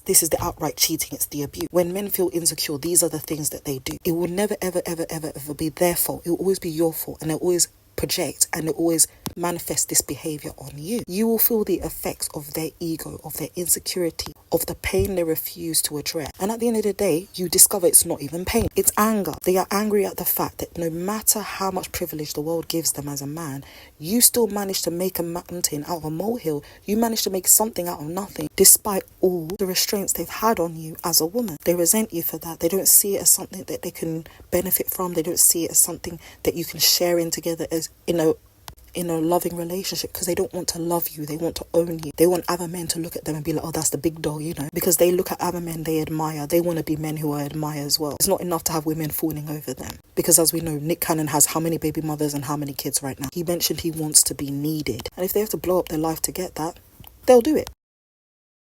I won't post a video, but there's a video going around of a Nigerian lawyer hitting and throwing things at his wife because she asked him about a woman he was speaking to on his phone. Now, I've been having thoughts recently about the women who found out that their husbands and their boyfriends were cheating on them, and not only did they leave, they blocked him on everything and they left. And you can see these men convulsing and crying that these women wouldn't let them get away with it, because when men cheat on you, the thrill, like 99% of the thrill I'd say, is in you not knowing, like them coming home to you even though you're late, and then you slipping into bed with them slipping into bed with you and pretending as if everything's okay, and you're like, oh, how was work? And you're like, oh, it was fine. That is 99% of the thrill for them. When you dare question what is going on, they're going to have one of 3 responses. They're going to start floundering and saying, oh, why would you say something like that? Like, where did you get that idea from? They'll either deny it or they'll get violent. In this case, this guy got violent. So I'm just going to post a couple of screenshots of what people are saying. And obviously, and I'm not going to say it's 100% men who are victim blaming and taking the side of the man and saying we should hear both sides, and he didn't even hit her in that video. She probably provoked him. It's not just men saying that. But if there are 10 people who are victim blaming, 9 of them are men, 1 of them is a pick-me, and they all have the same script. It's well, how do we know she didn't provoke him? Now, the reason why everyone's really upset about this video, like when especially because people are victim blaming, is because this video actually has audio. Like I said, I'm not going to post a video, but it is on Nigerian Twitter. It's surfacing on Nigerian Twitter. It's completely utterly available there for people to go and find it and see it and watch what happened. The video has sound. It's a CCTV footage inside their home, and it has sound. You can hear everything they're saying. Now, this is just the gist of what the men are saying. And like I've said before on my previous page, if you want to go crazy, if you want to lose your entire mind, argue with a Nigerian man. Argue with him on misogyny, disagree with him on absolutely anything. It's not that they're good at insult. It's the fact that their dedication to protecting and standing up for misogyny and abusive men knows no bounds. Like, they're actually dedicated, like that's their life's calling, and they've accepted that, and they live, breathe and eat demonizing women and not letting men be accountable for anything that they do. In their minds, men are just these helpless creatures who deserve to be the heads of the household. Nigeria is a failed country. I'll say that as a Nigerian. Nigeria is an utterly failed country, and it's because of the men. They have absolutely nothing, and on top of that, the government and militia keeps trying to beat down men who dare protest. Good for you guys, this is what you wanted. And then they turn around because they feel defeated in life. They have to turn around and hurt their wives. And if you get the off chance to come over to this country, because most of the time, 99% of the time, it's the wife that actually saves money from her job to bring the family over to the UK, for instance. And in these situations, a lot of women actually go to work and then they talk to their non-black co-workers, especially the women, and the women, like for instance white women or South Asian women, East Asian women, will tell them, your husband does what? You should report him to the police. Some of these women, because as we know, a lot of Nigerian women really can't let go of misogyny, internalized misogyny. They can't let go of the patriarchy. Some of them might call the police and be like, oh, my husband's abusing me, please can you take him away, can you help us? Some of the times they get help, some of the times they don't, because as we know, the government, the police, they don't really care about women. That's not exactly what this video is about. There was a video surfacing a few months ago of this Nigerian police officer. I'm pretty sure he was Nigerian and he was black. This police officer, he was at church and he was wearing his uniform, and I think he was actually off duty, or he hadn't been working for the police for some time. He was in his church and he was saying that Nigerian women should stop reporting their husbands to the police, and everyone was tagging the Met Police, asking them, is this the kind of people you hire? And then Nigerian men were obviously like, well, this is proof you guys should stop. You should stop calling the police on us, or you guys must call the police on your husbands all the time because even the police are sick of you. It's just another way to discourage women for contacting the police. One of the reasons why I'm a little bit upset about my previous page getting taken away, because we were discussing a lot about abusive relationships and abusive marriages and abusive dynamic and how to escape it and how to not blame yourself for what happened. But it does not mean that the conversation is over. The reason why I had to post this video is just so people can know that this is actually still happening, and the lengths, the paragraphs that they write, the lengths they'll go to defend these things, no bound. We are on our own as women especially, and that's why your activism should never be centered around cisgender straight men. You can center it around anybody, especially your own self, but cisgender straight men, they got it made. They absolutely have everything good going for them, and this is why they can turn around and abuse wives and girlfriends. He beat his wife in this video in front of their 2 daughters, and then he sent the daughters away so he could beat the wife in peace. He threw stuff at her in front of the kids, and then he told them to go to their room. These are little girls, mind you. The oldest one doesn't even look more than 6 years old. And then the other point I need to make is that these men will call you fatherless if you say something that they don't like. When you prove to them, and if you even say, it doesn't matter whether they believe you, whether you have a father or not, they'll still call you fatherless because the behavior you're engaging in does not allow them to get away with anything. The idea that fathers need to be in the home to teach kids how to hold boundaries is a lie of the devil. But men need to hold on to this fallacy that fathers teach their daughters how to have boundaries and standards, and they teach their daughters to be tough and to see the BS when it comes to men. They don't. As you can see, like in the screenshot I'm going to post and in the screenshots you're seeing, this father is beating his wife in front of their kids, and these 2 kids happen to be 2 girls who will grow up and remember these things. Kids remember more than we give them credit for. They'll call us fatherless up and down 25/8, and then when you actually have a father to call, a mother to call, a family to stand behind you, they absolutely hate it. This is the reason why a lot of women are rejecting traditional roles and traditional marriage, because if we look at all the traditions when it comes to marriages and weddings, we'll throw up, to be honest. You'd want to throw up. One of the traditions is obviously transferring the ownership of the girl or the woman, because, you know, they were marrying girls and women off at any age. They were transferring ownership of this woman from the father to the husband. And people were saying, oh, so now the husband's responsible for her, even though the father used to be. What do you think they mean when they say that? Often daughters are abused, and when they are abused, it's mostly by their parents, specifically their father. So if he transfers his abusive nature and his ownership and responsibility over her to the husband, what does he inherit from the father? What does he inherit? He inherits the right to abuse her, isn't it? And that's what happens. And if you're in a country like Nigeria where the minds are very regressed in these men, like, in fact, let's not even give them excuses. They know exactly what it is. They know the laws in Nigeria, and that's the reason why they don't want you to come over to the West, where it's more likely you'll be able to break free of them. In Nigeria, that's still a country where the wives work themselves to the bone, then they turn around and give the paycheck to the husband, and then the kids will be like, oh, dad's a hero, even though your dad just goes down to the pub and he's just drinking with his friends and he hasn't worked in 50 years. This is very telling that when we see videos like this, we're so desensitized that we'll still blame women, even though when these men are clearly and utterly in the wrong. The problem with society for a lot of men is not because they can't get you.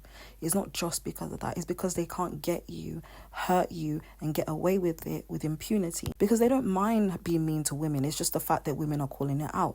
If they could sew our mouths shut, they would. But obviously, you're not going to sit still. You're going to lie still for them to do it, are you? If women are refusing to be near men, how are they going to find the opportunity to sew our mouths shut? How are they going to find the opportunity to even touch the hem of our garment if we won't even go near them? And this is why they're trying to get you married. They're trying to get you pregnant, and they're trying to get you trapped. They're trying to make everything so difficult for you to navigate. They're trying to make workplaces toxic so you'll quit or you'll move or you'll relegate yourself to the house. It's their duty to the patriarchy and misogyny to do that, not just so they can get their insurance back when it's time for them to collect, but because they need to punish us for daring to think that we're human beings. It's not a hard concept to grasp, and we obviously know that. I'm pretty sure everyone who will listen to this video will know exactly what I'm talking about. These men hate you having a support system. They hate us having a community. They hate us talking about it with each other, doing anything about it, getting help for these things. They hate the fact that they feel so weak within themselves, that they believe that they're strong, and they feel so strong with their muscles and their brute force that they do weak things. It does not make a man weak to beat up his wife. In fact, it's only a physically strong person that can possibly do that. If you're physically stronger than her, you'll probably be able to beat her up. And when we don't train ourselves to fight, when our instincts aren't to fight, and we haven't trained ourselves to fight when somebody hurts us, it's going to be very easy for someone to beat us up. That's why when women complain about getting R-worded or assaulted, men are like, just go and learn self-defense, go and get a gun. It's the great equalizer. And then when she shoots you, you start crying. Why are you crying? Dry your tears. When she starts doing taekwondo on you, why are you crying?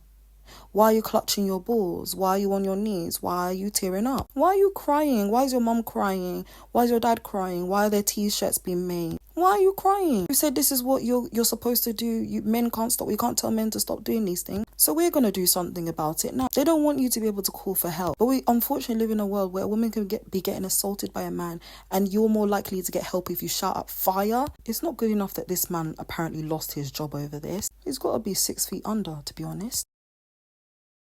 So throughout all the problems women and girls complain about, this is what's on everyone's heart to talk about. This is what's on everyone's mind to address, to mock people's very real and valid concerns about age gap. Now, I saw a video recently, I can't remember where I saw it.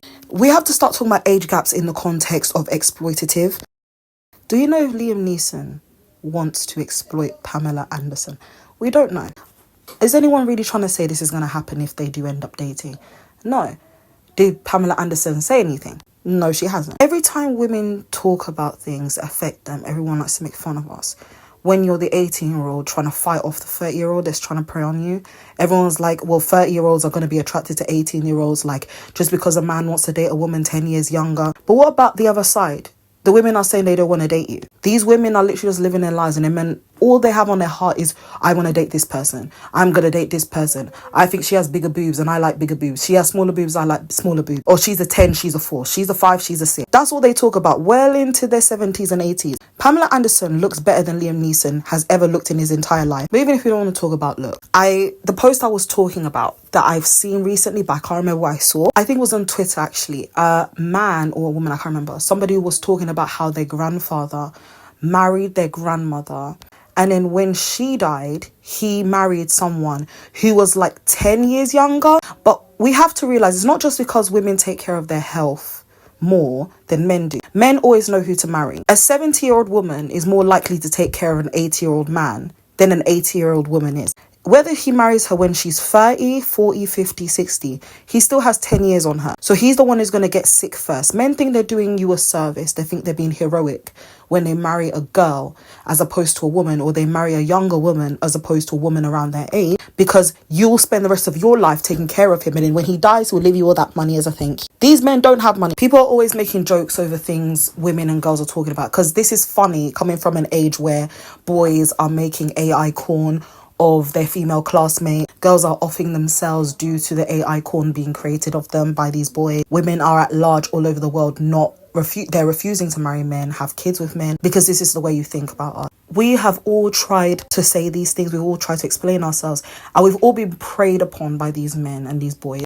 Even when you grow older, you're still being subjected to men 10 times your age talking about I like my women young. They're never really open to dating within their age group, simply because they can't exploit a woman who's the same age as them. That's literally it. Society will always fight for their right to exploit girls and young women and women in general. Most of all, they always fight for the right for men to be able to say that they're attracted to women who are significantly younger than them. Apparently, men at any age, they're entitled to women at any age they want. A 40-year-old man is allowed a 21-year-old woman to be his wife. When the 21-year-old woman says, I don't want this 40-year-old man, what do people say? Well, you can't stop him from being attracted to you. He deserves to be attracted to you. That's what people are trying to tell us. They're saying that these men at any age deserve to be attracted to us. They deserve to at the very least speak about us when we didn't even speak to them. They can form opinions on us despite us being 10 times better than them. You could just be minding your business and a man would be discussing you with other men because he has nothing else to speak about. Not that you're not interesting, it's just because they have nothing else going for them. Has Liam Neeson been in a film recently? I have no idea. But why can't he talk about that instead? Who asked him about Pamela Anderson? Am I a huge fan of Pamela Anderson? Not really, I don't know. But I know for a fact she didn't mention him. There are some people who make weird comments, or there are some people who are like, oh yeah, that's weird, you know, about like, because I think this started because of some YouTuber and then Andrew Garfield or whatnot. He's 41 and then she's 30 and people are like, that's weird. Personally, that's like me. That's how I feel. I feel 30 and 41-year-olds don't deserve to be together. You've spent 41 years on earth as opposed to somebody else who's only had their prefrontal cortex for 5 years. Go and be with your own age mate. Personally, for me, I don't like dating people who are more than 2 years older than me, and 2 years is even pushing it. I don't want someone who has more life experience than me, and it rarely works out. And in a world where they want women for certain things but they're not willing to treat women with respect, is getting quite laughable, because propping these men up as your heroes and a representation of positive masculinity by your metric enables them to say things like this. Like, these men, they're always past their prime and they're saying things. I feel like for men, when they reach a certain age, they don't really get to say things like this anymore. I have no qualms controlling that. I feel like when men get to be like maybe like 50 years old, they should shut up on every other woman unless they're married to a certain woman. They have too much access to us. They can just literally flap their gums and we're listening with big ears. Like, I feel like if we ignored them more, like if we just didn't listen to them more, then they disappear. But like, we're not doing a good job about that. We're not doing a good job of that. Actually, we're not. We need to try harder. I've had enough of people trying to paint the idea that men are in their prime from birth till death. They hit their prime when they're like 20 something and then they stop hitting their prime when they're like 30 something. They like to pretend as if their prime is in their 40s and 50s when their penises are falling off and their hair's already vacated their scalp. That's not how it works. A woman's prime is forever simply because she can give kids. She has emotional maturity. On average, women are 10 times more beautiful and nicer. We build communities. We have proven ourselves to the planet. A lot of men want accolades just for being themselves. Conversations like this really piss me off simply because people like to pretend they don't understand what people's qualms are. This is a generation that's not too far removed from the generation of yesterday and the day before that. Girls especially are the ones who are at the forefront of this because they're the ones who are having this kind of like perversiveness being directed at them a lot. And this is also coming in a generation where we have the lowest teen pregnancy rates as well, and people are very upset about that, particularly men. And it's a likely story that it's men who are 10 times their age who want to be the ones getting them pregnant. Whether or not they had kids in their quote-unquote youth, they feel like they're entitled to create children with women half their age, a quarter of their age, simply because something comes out of their penis when they orgasm. It might be dust, but something comes out. We need to decenter the idea that men who look like they crawled out of a cockroach hole can be saying they want women who are way out of their league in the facial aspect, in the monetary aspect, in intelligence. Like, honestly, the vast majority of them are not more intelligent than us. They refuse to be. It's just brute force this, brute force that. We're going to talk over women, or we're going to talk louder than women and just proclaim ourselves smarter. It's things like that. That's why I wouldn't waste my time arguing with them. But at least there has to be some of us who are not afraid to say we're not okay with these things. This is coming off the back of years and years and years of being sexualized as a teenager, as a child. You don't get an opportunity to have a childhood or be a teenager properly. They're always adultifying you. And then when you get to be an actual adult, you want to look after the girls who are coming after you. The very thought of a man thinking like he can chat to my cousins or like feel like he gets to have children with them in the future when they reach the age of 16 or something, that really, really pisses me off, because a lot of them do actually go around thinking that way. Just because they haven't died yet, they believe that they're still in their prime. These men are delusional. We are rightly complaining about these age gaps because there's no reason why a 50-year-old woman should be with a 70-something-year-old man unless he wants a nurse, because 50-year-old women on average are more mobile than women who are 70-something years old, just like 70-something-year-old men. These men, whether they're 60, 70, 80, 90s, they will always go for women who are at least 10, 20, 30 years younger, because those women have more time to still take care of him. And even when she starts having medical problems of her own, she'll still put him ahead because he's on his deathbed. At every aspect, we have to realize this, at every aspect of our life, every single interval of our life, they want us to be in service to them. You're in service as a child, as a teenager, as a young woman. You're being like eye material for them to ogle in public while they're with their first wife. And then when their first wife kicks the bucket, when she's like 60 something after years and years of slaving away after him, he'll find you again when you're in your mid-20s, your late 20s, and he'll be like, I really love you. I want you. Let's have kids. And you'll have like 3 kids with him. Can he take care of those kids with you? No, because he's in a wheelchair and he refuses to move. He'll complain and complain and complain. And then you'll run mad because you decided to marry a grandpa. You want your kids to call him dad. They're not calling him dad. They're calling him grandpa. Will you make me a coffee? Are you crazy? For real, I'm really about to fall asleep. Okay. Is this like a back and forth thing? It's a simple question. I just asked, will you make me coffee? I never asked you to make me coffee. If you keep on getting an attitude, you can do something with that No, too. you act like it has to be an exchange. What's wrong with you? It's always one-sided. You walked your butt all the way down the hallway last night and you turned around and got into bed and then handed me your cup. It's a yes And then or you were no. home all night. You were home all night. What's wrong? Why are you Can I finish? Why do you keep going on? Yeah, because it's real. You were home all night last night and then you get up this morning and asked me to do the dishes. What? And I had all the kids last night. Oh, I freaking watched all those. Keep it up. You didn't watch all of them because there was somebody one of them. Somebody came I in the did. middle of the night. Do you? My eyes are about to fall out. I'm tired. I'm very sleepy today. So I just thought it'd be nice if you made me a cup of coffee. Who's calling you? Probably somebody would work. I mean, most of us still work. I am working right now. So no, Looks like you're scrolling. I can do that because I work. You know how to make it? We'll see. We'll see what the exchange, or we'll see Do you what. know how to make my coffee? I want to know what the we'll see means. There's no exchange. It's a yes or no. You can say no. Oh, I know. Do you know I how easy hear it that all is? the time. Hey, will you make Oh, some you don't coffee? have, we know you know how to say no. We've got You that can say completely no. understand. We know you know how to say no. So that's the way you feel you can say no? No, I just said we know you know how to say no. I don't feel anyway. You're the one that's imposing your feelings on me. I don't know Because what you you're hadn't feeling. answered me. I don't need to answer you. My lovely mutual sent me this video, but I'm pretty sure most of you have seen this video by now. And where to begin, that's what my issue is with this video. Actually, it's not even really what happened in the video. It's literally where to begin. I just don't know where to start. So let me try and think about where the video began and let's do it from there, because sometimes I feel like I'm going to forget something. So let's start with his initial reaction. So when she asked him for the coffee, right, the first thing he said to her is, are you crazy? Know this and know this now. Most guys, not just the ones you'll meet, just in general, they do think it's crazy, and they think the absolute gall on this woman, the absolute audacity on this B word, for absolutely daring to ask me for something that I will not get anything out of it. You're asking him for coffee.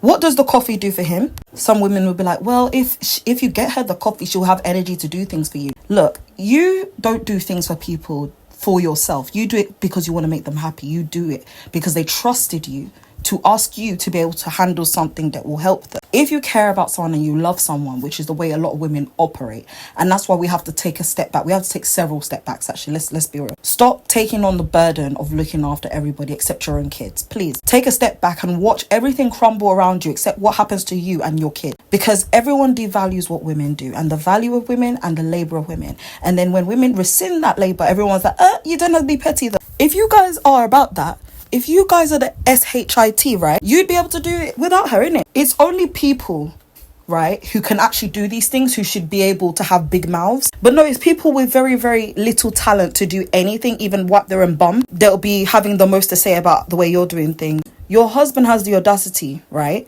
to be just talking from morning till night. He doesn't bring anything into the household, yet he's the head of the household, but you don't do anything, but you're doing everything. If you don't do one thing, the whole operation falls apart. But apparently, right, they can't even get up and make you coffee, even if it is just a test. I've said it in a video before on my previous page that, like, I don't believe in testing guys, because if they wanted to, they would. And not just that, men know how to treat people they actually care about. So if they're not doing it for you, you put 2 and 2 together. That guy was sitting there scrolling on his phone. Some people are speculating he's speaking to another woman, whatever. He's speaking to another woman with respect. He could be. But this is what men do, right? They go to work for maybe like 7, 8, 9 hours, just like you. He comes home, sits on the couch, watches football. That's it. He's just on his phone. Yeah, most likely talking to other women or talking to people he actually cares about, like his friend. In no shortage of ways, they're telling us that they know how to be emotionally present and understanding to their friends, but they can't do that for you. They understand why their boy wouldn't invite them to their wedding. They understand why their friends will abuse their wife and kids. They understand their frustration as men, but you as a woman, you're not allowed to have frustration. Look at the quote-unquote calm, cool, collected way he's speaking to her, the very blasé and very rude and passive-aggressive way he's speaking to her. He does not like her. And people might be annoyed, like me, that by the fact that she was laughing. If you've ever been in a situation where you feel nervous or you feel backed into a corner or you're just laughing at how ridiculous something is, or something's making you angry, or you're just in like a shock, or you're in disbelief, you would have done that laugh. And I'm not trying to excuse that laugh, because that laugh was pissing me off. I was like, why is she laughing? Why are you laughing? Like, what's funny? Because she sounds like one of the women who'd be like, oh, guys, you don't know, we've been together for like 50 years. And he's just like that. You know, he's a really good dad and he's a really good husband. He's just like, you know, this is just our dynamic and blah, blah, blah. I don't care what this woman is like, but this just shows that a lot of men treat relationships as transactional. So before we go back to what was said in the video, I want people to know this. You as a woman, you don't get to be mean and demonic to people, obviously. You don't get to be diabolical, and stop being mean girls. Stop saying you're not like other girls and whatnot. Get along with people, okay? You don't have to have more female friends if you don't want to, whatever. But be a kind person, okay? The vast majority of women, right, are kinder than men. It's a statistical fact that women are kinder than men, on average. That's a study that most likely men conducted too. So let's not even go there. Always hold your boundaries and don't let men make you settle for less, because they're not settling for less. In what universe do both people go to work and then only one person is coming back and sitting down and the other one is cooking and cleaning and making sure the kids are okay? That's not an equal partnership, because you don't get to throw in a woman's face that you're paying the bills so she'll put out. Because the conversation on Twitter right now, and I hate the direction the conversation is taking, like trying to advise men, saying that, oh, they should maybe if you please your wife in bed, she won't have sex with you. There's gonna be a time where people do not want to have sex. Descend to the idea that people need sex. You do not need it. You should desire it with the person you're with. And if they don't feel like it, you should respect that. If you actually care about someone, if you love someone, that would be okay. But we see in these trad relationships that a lot of women, right, are literally being like sex workers in their relationship. That's it. You're saying for room and board, you have to put out when I want. That is sex work. That is literally the definition. But the difference is, right, we have our problems with the sex industry, obviously. There's a lot of exploitation. But there's this idea that, you know, you're selling a service and then you actually want to do these things and you're getting something out of it. So in order for this man to just not abuse you, you have to cook, clean and put out. That's it. And they'll say that that's literally all you have to do, as if it's not hard to do these things. It's very hard. And on top of that, they don't have to do these. In this video, this man says he would not even get her a coffee. He would throw her off a cliff. If she was falling, he'd let her fall. They probably have kids. Did she make him do anything? No. All these things that women do for men and they don't even acknowledge it. And then men will turn around and say, oh, you don't even know what we go through. You don't know what we have to do for you that you don't even think about. Like what? You guys aren't quiet about nothing. I'm sorry, every single time you turn on the news, a man's done something. You guys are not subtle. They need to be on their knees blessing women with money and gifts for even remotely entertaining the idea that we should be attracted to them. If we can delude ourselves into being attracted to anybody but cisgendered men, I'm pretty sure most of us would do that. But that just proves that sexual attraction or, you know, physical attraction is not something that you can just change. The more and more we see videos like this, the more and more a lot of us feel very vindicated in our decision to stay single. You cannot guilt me into being in a relationship like this. I'm sorry. They don't know what they have at all. The only thing they literally have to do is go to work and come back and be kind, and they can't even do that. They can only do one of those things. They'll tell you if in order to be a kind guy to you, then they can't work. They have to be bums. You'll be the breadwinner, they're upset.